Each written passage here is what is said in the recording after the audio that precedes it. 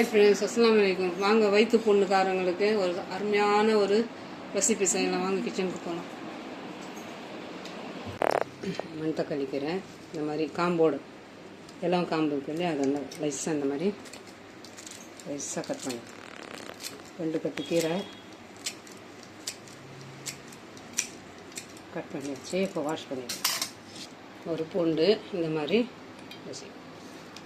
அரை மூடி தேங்காய் இந்த மாதிரி அரைச்சிக்கணும். அரைச்சிட்டு வடிகட்டி வச்சு இந்த மாதிரி பெரிய சந்து உள்ள வடிகட்டி வச்சு நல்லா தண்ணி விட்டு இந்த பாலெல்லாம் எடுத்துக்கலாம்.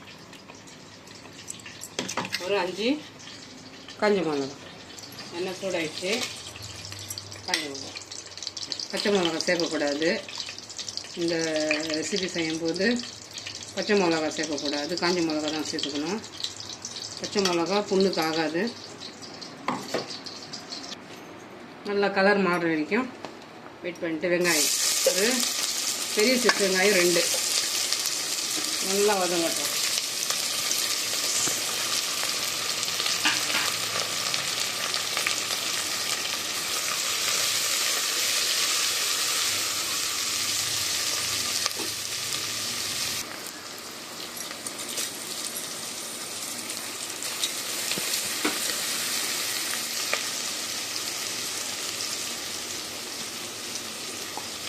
பூண்டு இந்த மாதிரி தட்டி போட்டுக்கணும். ரொம்ப நைஸாக தட்டக்கூடாது. வெங்காயம் சைஸில் அதே மாதிரி அந்த கனத்துக்கு பூண்டையும் தட்டிக்கணும்.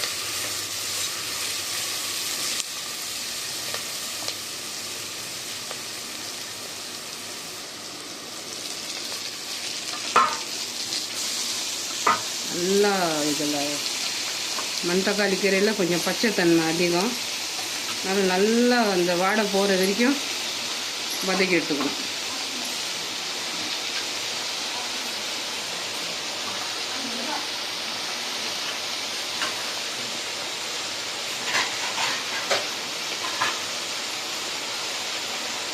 வதக்கும் போதே அந்த பச்சை வாடை வரும்.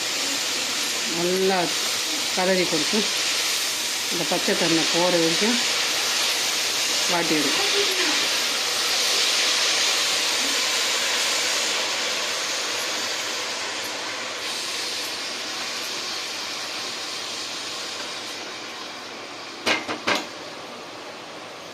நல்லா இந்த மாதிரி வதங்கணும். பாருங்கள், 2 கட்டு கீரை எவ்வளோ கம்மியாக இருக்குது. இப்போ தேங்காய் பால்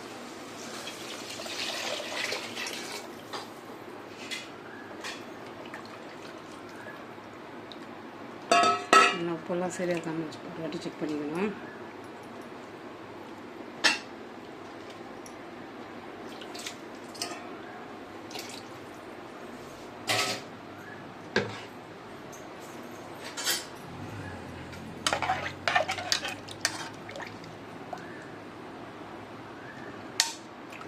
சரியா இருக்கு.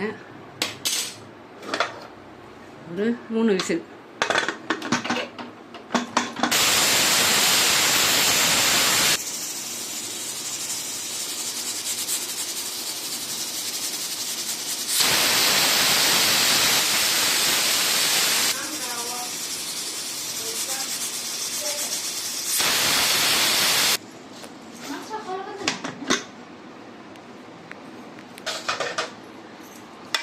நாலு விசில்.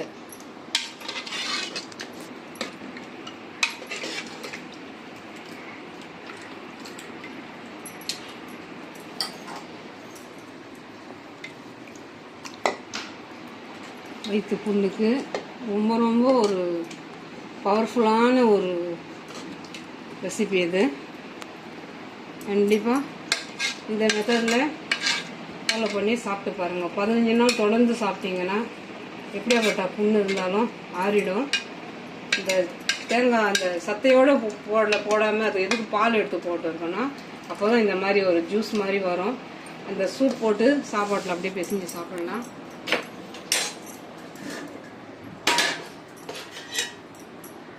அவ்வளோதாங்க, மண்தக்காளி கீரை. இந்த மாதிரி மெத்தடில் ஒரு நாள் கண்டிப்பாக ட்ரை பண்ணி பாருங்கள்.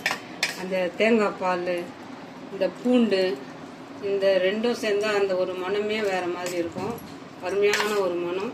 இந்த மாதிரி ட்ரை பண்ணி ஒரு 15 நாள் தொடர்ந்து சாப்பிடுங்க. இந்த வயிற்று புண்ணெல்லாம் இருக்கிற இடமே தெரியாத அளவுக்கு நல்ல ஒரு ரிசல்ட் கிடைக்கும்.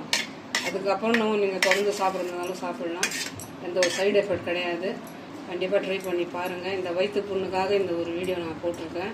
கண்டிப்பாக ட்ரை பண்ணுங்கள்.